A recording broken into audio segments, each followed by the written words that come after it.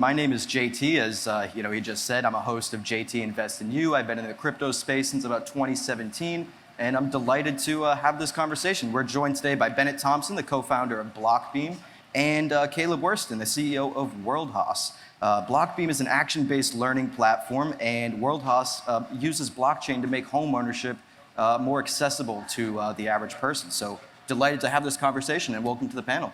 How you guys doing? Doing good. Thanks again. Thanks. Fantastic, fantastic. So I want to start off with just a little bit of background on our panel members here. If we could start off with Caleb and just give a little bit of background on yourself and what Worldhaus does. Yeah. Thanks for the invite. Thank you to Ian and John and everyone involved for putting this on. It's great to see Quincy, Mass, a gateway city, sort of reinvent itself as the economy changes. And blockchain is a huge area of opportunity, as Ben and I are capitalizing on. So really great to see this happen. Worldhaus, we're making international home ownership effortless. We've been around for about 6 months. We're working with a couple of Boston law firms to structure these international deals, so anyone can go on. Our application's actually launching in 2 weeks. So picture Zillow, but there's a buy button and a calendar, so you can buy property anywhere in the world at the click of a button, and we use NFTs to represent ownership in the LLC, which owns the property. And the advantage there is it's totally US-based, so our members don't actually touch local regulations or tax implications, and we've spent a lot of time with our lawyers to structure this in a legally sound way. And I think lawyers are actually some of the big winners in blockchain. A lot of the firms in Boston have blockchain practices, Ropes and Gray, Nutter's building out a practice, O'Connor Law, Sharon and Login. Sounds like there's another firm that I'm not familiar with, which has a blockchain practice. So it's a huge area of opportunity, and we're happy to participate. Fantastic. And if I could pose the same question to you, Bennett, that'd be awesome. Yeah. Thanks again for Quincy for having this, and it's nice to finally meet other people in the accelerator as well. So I'm building BlockBeam. It's a Web3 education and recruiting network. We have our own boot camps. We host resume workshops, recruiter AMAs, career fairs, and we also refer students and entry-level talent to take our own business side boot camps or technical boot camps, and we'll send people off to different recruiters or VCs that are looking to tap into the next generation of talent. Fantastic. So onboarding in this space is one of the biggest issues, I'd say, that we're all trying to tackle. And I know both of you here have a lot of experience working in startups in the industry. If you could both just take the time, starting with you, Bennett, on sharing what your experiences have been working in startups in the industry, and what would you say to aspiring entrepreneurs that are trying to enter the space, whether it be to work for a startup or to start their own? Yeah. First things first, the time is now. You're never going to have this opportunity again, especially being a student. I dropped out of Northeastern University in January. So I would be a junior right now. But I felt like school was always going to be there for me. I can always kind of go back to it if I need to be there. But I kind of just jumped head first once I saw this problem. I started the blockchain club at Northeastern University. And I just saw this huge gap between a ton of students who want to enter Web3 and a ton of companies that want to tap into the next generation of talent. But there's no transparency between what students have done, what kind of work experience they have, or what kind of work product they've created. So I saw this huge gap that needed some kind of connector or bridge. So I decided to build BlockBeam to really enhance the students' learning style into emerging tech, help students build their network, and then also create work product they can show to employers. So the best thing you can do as a student or as someone who kind of wants to jump in head first is build your network. Never be afraid to message anyone on LinkedIn, Twitter. I'm always happy to talk or connect people. And then also just find mentorship. No one's here. I feel like in crypto or just traditionally, it's hard to share ideas with other people, especially if you think they're groundbreaking. But I've never had an experience where someone's like, oh, that's a great idea. I'm gonna steal it and go do it. Everyone sitting in this room probably has their main startup, their main company, then 5 other things on the side. Everyone's just here to help and wants to see kind of like your ideas be pushed forward. Yeah, I'd completely agree with that, honestly. One of the things that has fascinated me so much about this space is how accessible everybody really is. I mean, I started my YouTube channel about 14 months ago, and I've had some fantastic guests on that I would have never expected to have on my show. And all you have to do is ask sometimes. A lot of these people are very, very willing to share their knowledge, share their experience. So absolutely, reach out on LinkedIn, do whatever you have to do. Caleb, if I could pose the same question to you, if you could share your experiences working in startups and maybe a little bit of advice for those seeking to enter the space. Yeah, I mean, I would start by just using an analogy. Like a startup, it's making a snowball. You're pushing this ball of snow, and there are different attributes that you have that will make that snowball grow faster. And so I would recommend anyone that doesn't have startup or technology experience to get that experience. And what I did, I went to Crunchbase. I searched for companies in Boston that just raised the Series A. This was back a few years ago, happened to be super pedestrian. So I joined an employee 40 and left at 400. And that's a typical experience for somebody joining a company right after they raise a Series A. They have more money than they have people. So I would recommend that to students and anyone looking to get startup experience. It's just super, super accelerated. You'll get promotions 3 times faster than your peers. And that's going to help when you go to found a company, make that snowball grow faster because people take you a bit more seriously. You have the experience that you need to understand actually what you should be prioritizing. And then you can draw on the network that you built at that company. So that would be my recommendation. Fantastic. And I don't know if it's just because of the weather and how cold it is, but the snow analogy is definitely on point for sure. This next one's going to be a little bit more abstract, but let's just talk about the tech a little bit. So in your mind, Bennett, what is blockchain and what makes it so revolutionary? And where do you see the space progressing over the next 2, 3, 4, 5 years? A lot of different ways, for sure. I'll definitely take it in the more like education route. Just because there's a lot of different directions we can go. First of all, like digital ownership, and then also like proof of transactions and being able to verify like where someone went to school, what they've done, like what's actually on their GitHub. And micro badging or soulbound tokens, I think are going to be pretty cool to see enhance someone's kind of like work-life balance in the next like few years. Especially like taking different courses online, you finally have you have this project that's like also backed by a token online, and then looking forward down the road, it's also going to be interesting to see, okay, this wallet took this course, they're badged, and now they work at this company. This person took this, and this, and they don't have a job. So it's going to be you're going to be able to create like a more transparent pathway for yourself into the industry, all based on like, okay, these courses are actually successful, and these courses are just like selling a bunch of junk or whatever it might be. And then something that I'm kind of excited for is looking at the other side of things. So like, what if there was a way for like career, like employers to issue badges to people to show when people were getting hired, just to be able to show that kind of like end of the cycle rather than everything being upfront.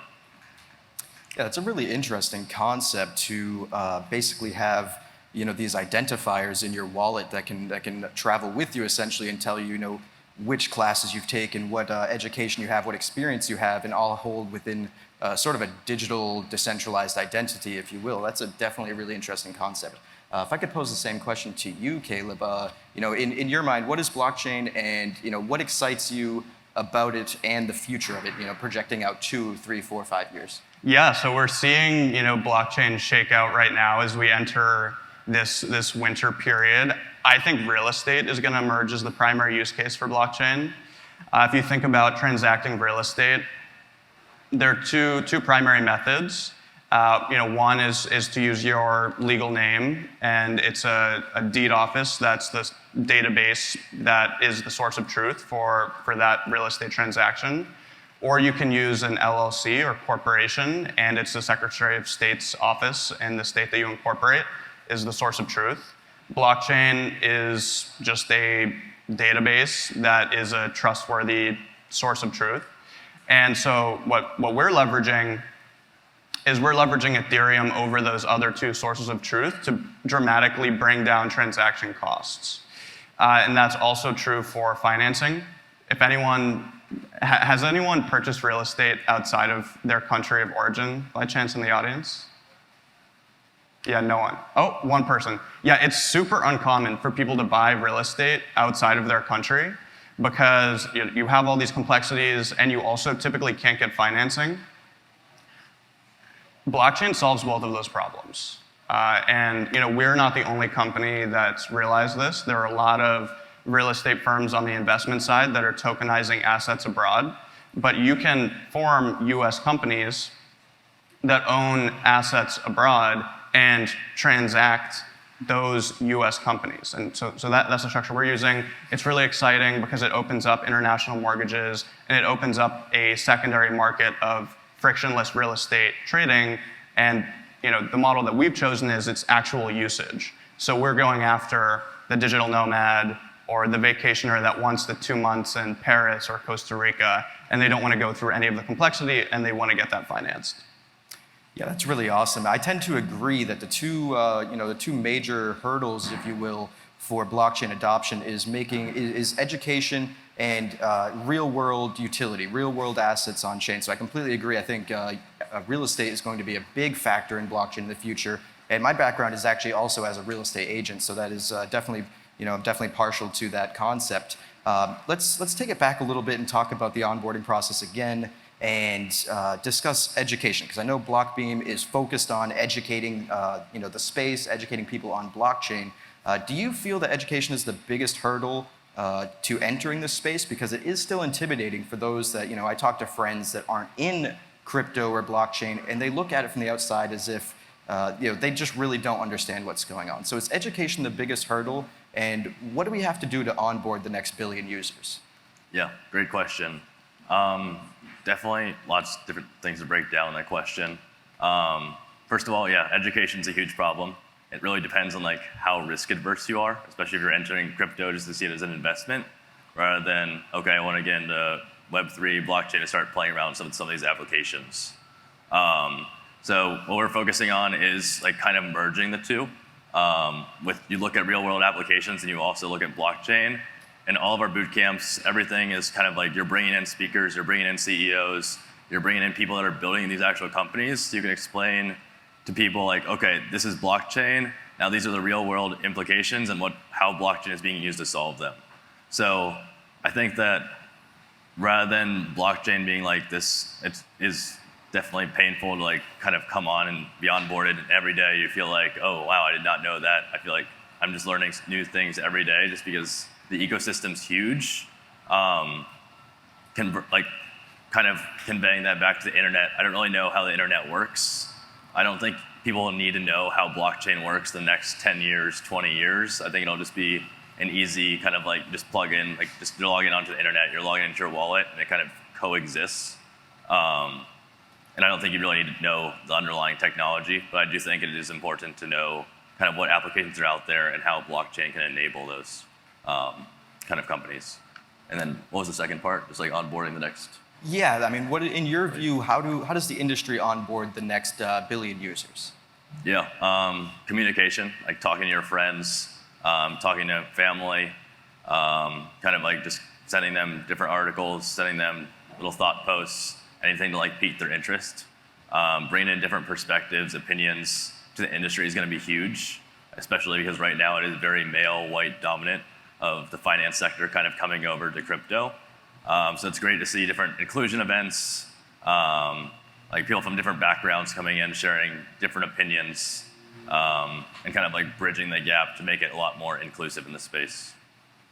Fantastic, and I tend to agree with almost everything you just said there. And if I could pose a similar question to you, Caleb, I know BlockBeam is working on the education side of things, where Worldhaus is more focused on the real-world utility with real estate. But in your view, how do we merge the two? Bringing real-world utility to the blockchain and education to help better onboard the next billion users. How do we accomplish that? Yeah, I mean, I think it's incumbent on the companies to make products that don't need a lot of explanation. So if you think about the iPhone, grandparents can use iPhones now because they're so simple and easy to use.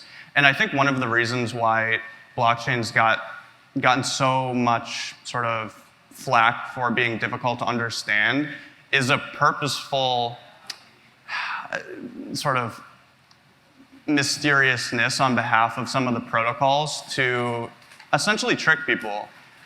I'll give a couple examples. Anchor protocol, if you go on their website, this is one of the defunct DeFi projects. You'll see in big flashy letters 20% APY, and then there's a 20-page white paper. And so people going on Anchor, they're like, okay, I can deposit cash and I get 20% APY, which is crazy. And I have the option of reading this white paper, which I would assume most people don't. And so it gives the impression that blockchain and DeFi is this really difficult to understand concept, but in reality, Anchor protocol was illegitimate and a scam. And Terra Luna is a similar example. The algorithmic stablecoin, it's just an asset that has no real-world backing, and people were using it, and it was backed by a sister coin. And if you were to read the white paper, you would be left thinking it's difficult to understand, but in my perhaps cynical view, it was purposefully cynical to understand so that you wouldn't really tackle what was actually happening. And so, yeah, I mean, for real estate, we're lucky that we have a couple big players that have stepped into the space to educate people.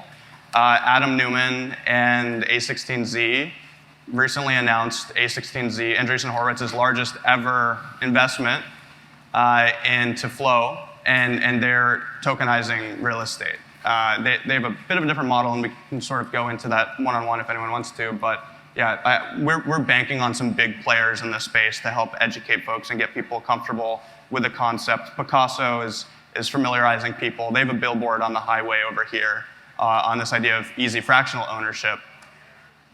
So yeah, that's our stance. Fantastic. And you both brought up a fantastic point and I totally agree with the fact that I think mass adoption happens in the space once the technology is in the background. We all use iPhones, as you mentioned, and we don't understand how the apps work. We just go to the App Store, download an app, and use it. And I think it's going to be the same thing with the crypto space. Once the blockchain industry reaches that point where the technology is in the background, it's not what people have to understand, because like you said, you don't have to understand the internet to use it, you just use it. I think that's when the space reaches mass adoption. And you brought up DeFi a little bit, so I want to touch on that. Bennett, could you start us off with, what is DeFi in your mind, and was it just a fad of 2020, 2021, or is it something that we'll see, build into something more fascinating in the future? Yeah, so DeFi stands for decentralized finance. So it basically enables peer-to-peer payments, like crypto, Ethereum, and you can look at like Uniswap, decentralized exchanges. I don't think it's a fad. I think it was definitely, like right now, it's definitely a huge marketing push of just all these random coins pumping in liquidity and then just rug pulling. So I think it'll definitely scare away a lot of people that were involved early that just wanted to make a ton of money, including myself, definitely involved in a few rug pulls, just tried to get rich quick little schemes.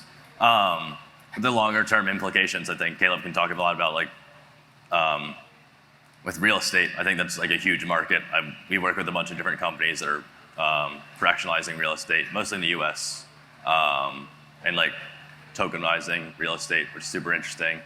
Yeah, I don't know. I mean, I'm not super deep in the DeFi space, but I think it's No, that's fantastic. If I could pose a similar question to you, since you started us off with the conversation about Anchor, Terra Luna, and so forth. I mean, what's your view on DeFi as it stands today? And do you think it was just a fad of 2020, 2021?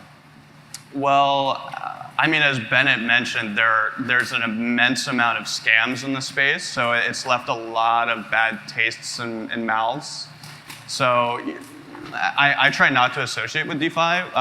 One area that I think will emerge and is super valuable in DeFi is the international mortgage. Right now, like I mentioned, it's extremely difficult to finance international purchase of real estate, and DeFi does offer a solution. So that's on our roadmap to let people get the loan on the asset abroad. So yeah, I'm really excited about that. And I mean, I guess you could consider tokenizing real-world assets as decentralized finance because you're using Ethereum rather than centralized databases like the Deed Office and the Secretary of State's office to represent ownership. And there are a bunch of companies tokenizing assets like art, real estate, cars. And one of the, I guess, interesting trends that I've seen in this space is you have companies, sort of special purpose companies that will buy an asset and get limited partners to buy assets, like private equity firms buying real estate or small companies. That's pretty easy to tokenize. So you're seeing a lot of these sort of just traditional investment companies using coins because it's cheaper to transact ownership between limited partners. It adds liquidity in that secondary market. So I think you're going to see a lot of traditional investment companies shift to using tokens. And then you can do interesting things on top of that. You can also provide usage rights of the asset, which is what we're doing. And then you can provide loans DeFi loans against the asset because you can give the lending protocol that's managing folks' capital a lien on the asset, which enables the mortgage or any sort of asset-backed loan. That's awesome. And you mentioned something that I'm not sure if it's going to be of interest to anybody else. Definitely of interest to me here. The concept of an international mortgage via blockchain. Could you expand on that a little bit? Because I've actually, not really considered this idea really at all. So I'd love to learn more personally, and I'm hoping some people in the audience would as well. Yeah, I mean, this is about a year out for us, so I have a superficial understanding which I can share. But essentially, it's been difficult traditionally to get these international mortgages because you're playing between two jurisdictions. You've got Bank of America in the US that knows who you are and can verify your credit score and has ways of taking like a local asset, but they don't have the same control in Costa Rica. And the Costa Rican bank doesn't know who you are, and their interest rates are much higher. And in the case of a lot of Latin American countries, it's more difficult just in general to get a loan. So you're kind of stuck in this purgatory between two jurisdictions, which is why 90% of real estate transactions, at least in Latin America, are all cash for Americans. And what DeFi promises, and there are startups that are focusing on DeFi mortgages. So we're in very early days, and we'll see how it plays out. And I'm sure lawyers will make a lot of money off of helping the entrepreneurs figure out how it works. But the idea is you have folks anywhere in the world that probably own USDC, maybe Ethereum, but I'm more bullish on stablecoins. They get together, they're organized by a lending protocol that specializes in credit modeling a particular sort of group and is familiar with a particular asset. And there might be a partner company like Worldhaus that has worked with that lending protocol to train them on, sort of inform them on exactly what it means to own this asset and how the lien works, what rights they have to this asset when they give one of our users a loan. And because the cryptocurrency is international, it wouldn't have a lot of the sort of regulations that are tied to a lender using US dollars, at least in theory. So that's that's sort of a high level of what's happening with international mortgages and companies that look to leverage them like us. Cool. Appreciate that answer. Now I want to take this next portion of the conversation just somewhere a little bit fun. We've all heard about the metaverse. We've heard of Facebook and Meta entering the space, and we've had a conversation off stage about how we're all a little iffy about the word metaverse. But I want to talk about it anyway. Bennett, what's your view on the metaverse, and is it something that's actually going to live up to the hype that's being built into it, or do you think it's just that and just hype? Yeah, I think we're a long way from that. I think the pandemic definitely did just build the hype. When I grew up, I didn't really play video games. I spent most of my time outside. So when I first got into like the Oculus and stuff like that, I'd just sit there and just be like, all right, I got a headache now. Like I'm spinning around. I have no idea where I am. Like I'm sweating my ass off. It's for no reason. It is a super interesting concept. Just like talk to people and like have like your fake body and your own character, and you're sitting. I was like playing blackjack or something when I first tried it. So just sitting at this table with like random people. So I do think that's kind of an interesting concept, and it's like you're kind of putting yourself in someone else's shoes in a way. But I do still value like in-person relationships and in real life connections, especially like more so after the pandemic. Trying to get back out, like meeting people at conferences, going like having like coffee, networking sessions, whatever that might be, and then but also Zoom is also helpful. But I don't know. I just like can't see myself going into a metaverse world, checking in every day, especially right now with just like terrible graphics. And whenever Mark Zuckerberg posts, I'm just like, oh my goodness, like what is this? What is happening? I'm sure we've all seen the memes of those. But I think we're still a long way from that. I think like Ready Player One definitely makes the metaverse seem pretty cool. I don't know if you guys have seen like the movie or TV or book. I think we'll definitely get there one day, but I don't foresee it being any time within the next like 5 years. I'd say that's about right. What do you think, Caleb? Yeah, I mean, so the way that I think about it, most valuable company in the world, Apple, they control the relationship between us and the internet. So venture capitalists and Facebook saw this reality and thought, okay, if we can be the intermediary between people and the internet, maybe we can be a valuable company.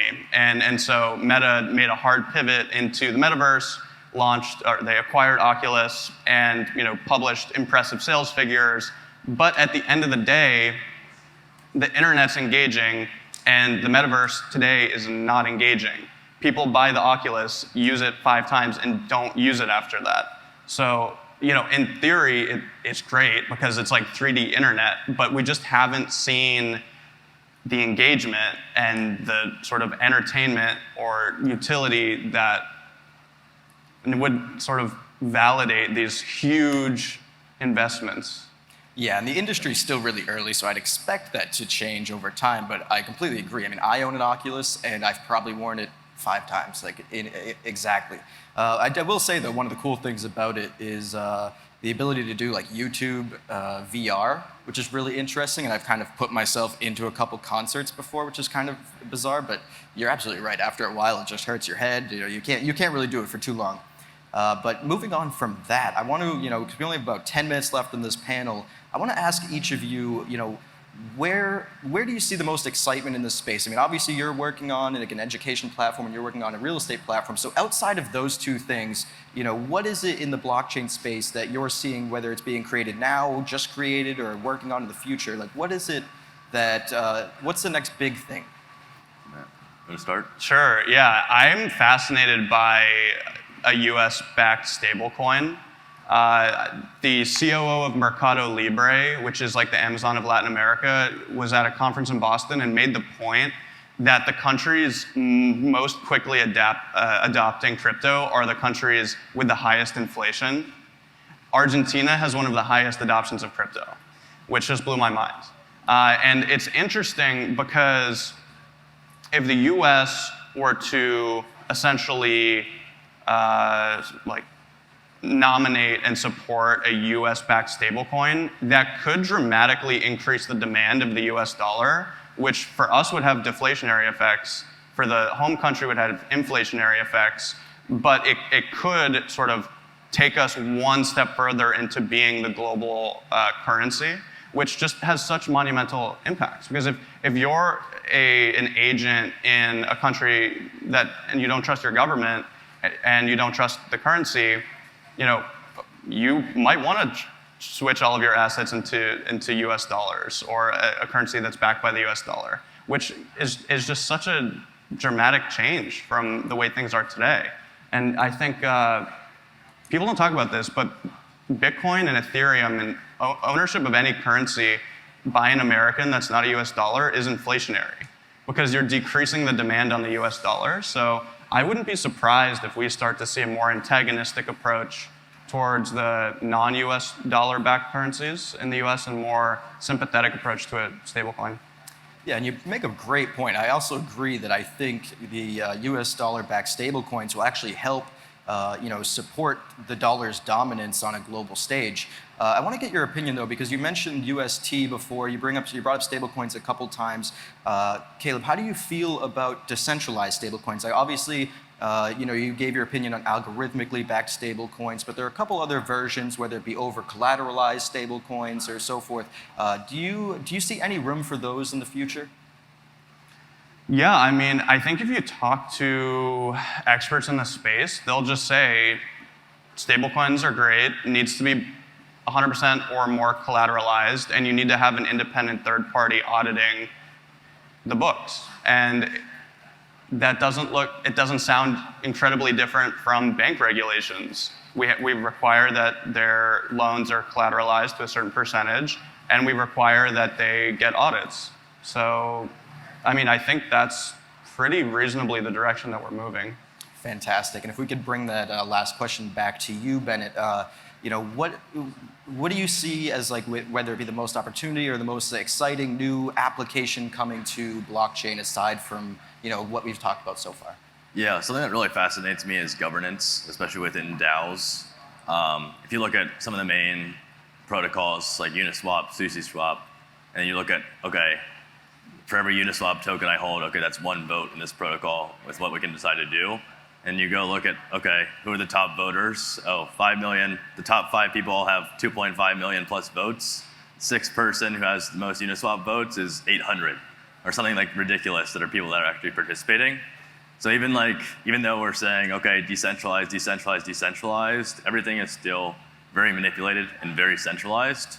So I'm kind of excited for the next kind of protocols of upbringing to kind of bring together people that aren't voting. Because there's 99% of people that own tokens are not actively participating in governance. So what can we be doing with those tokens? Is there some way to incentivize those people to come together or delegate those tokens to other people for voting? Or is there a way that we can kind of restrict voting power from the core team and then kind of delegate different sectors? I think the whole process of governance is fascinating, especially if you look at traditional voting. In the US, we can't even get most people to show up to elections. And then we're trying to do that on the same kind of scale for crypto. But this time we're voting proposals every 2 days or every 5 days. And there's a lot of things that are happening. So I think that kind of area kind of fascinates me.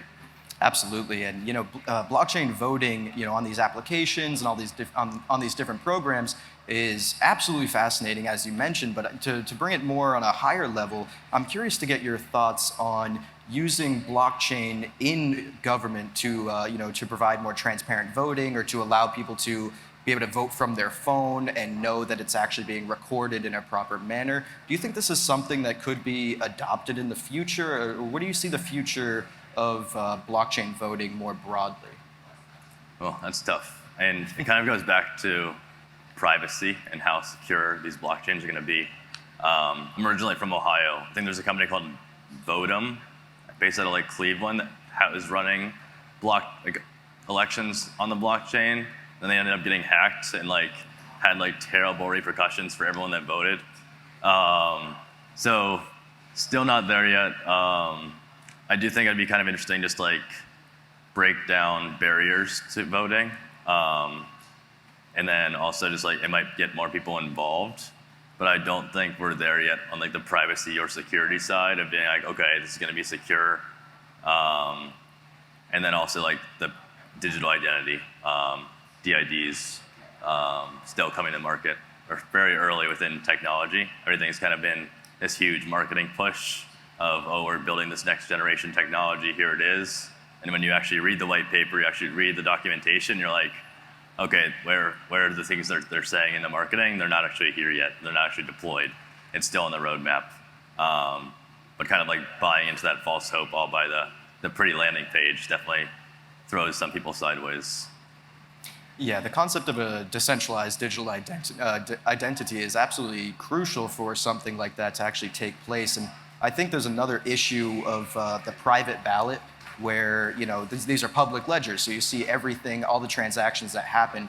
Although voting, it should be a private matter. Nobody should be able to tell what's on these ballots. So I agree. I do think there's a lot of ways to go before we get to that point. But I do think it's at least a nice idea to, kind of investigate further. Do you have any thoughts to add to that, Caleb? Yeah, actually, a super early blockchain company called Votes was founded in Boston. I think they were founded in 2014. And back in college, I went out to Michigan with them to do the Michigan Democratic primary on their technology. So I'd be curious where they're at today. But yeah, we have a hometown company operating in this space. But I mean, one issue that you still have is the on-ramp with this, because if you're, let's say you're using a machine or you're using a paper ballot that's getting read, you can still manipulate at that level before it hits the blockchain, and this is a problem a lot of projects run into. So I'd be curious, I'm sure Votes has spent years thinking about this, but I'd be curious to get their take on that.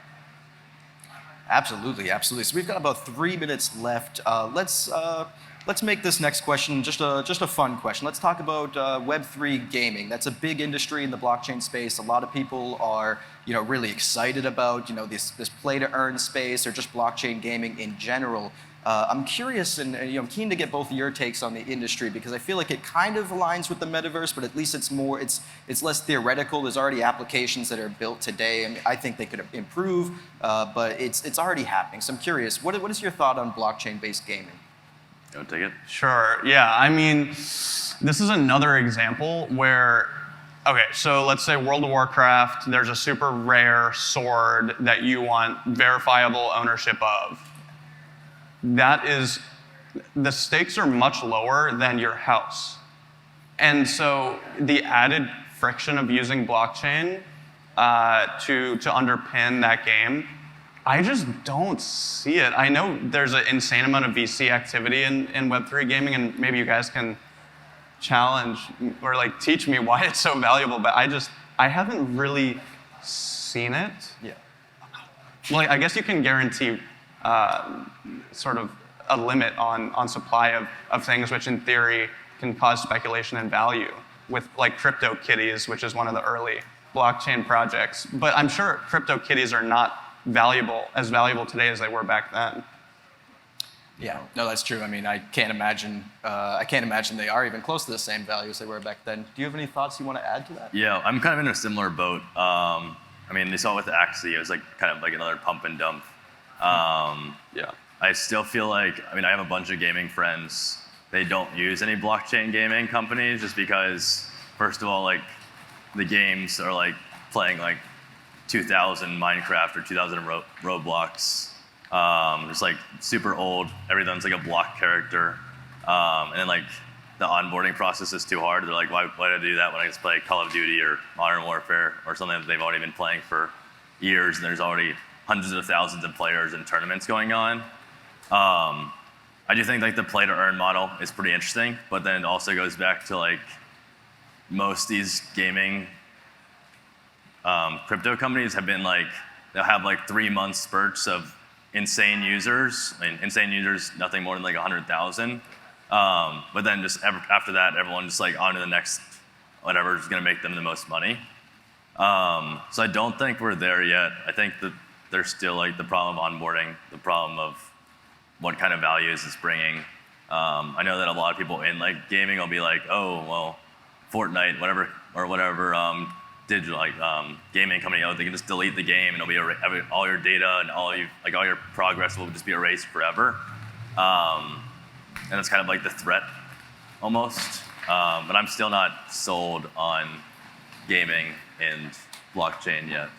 Yeah, I think it has a ways to come, but maybe I'll do a little bit of pushback before we end. I mean, there's a lot of people already in the gaming space that spend hundreds of dollars on new skins and things like that are stuck in that game that they don't actually have a claim of ownership to. They can't take to another game made by the same production company or something like that. So I actually want to give a little shout out because I see a couple people back there working from the Reach team, and they're working on something called Alloy to do to really change the blockchain gaming space. So I just want to give them a shout out. Maybe people can go talk to them afterwards. But that seems to about wrap up our time here today. So I want to thank Caleb and Bennett for joining me on the stage today. I want to thank Ian for putting on such a great conference and Cubic for sponsoring it.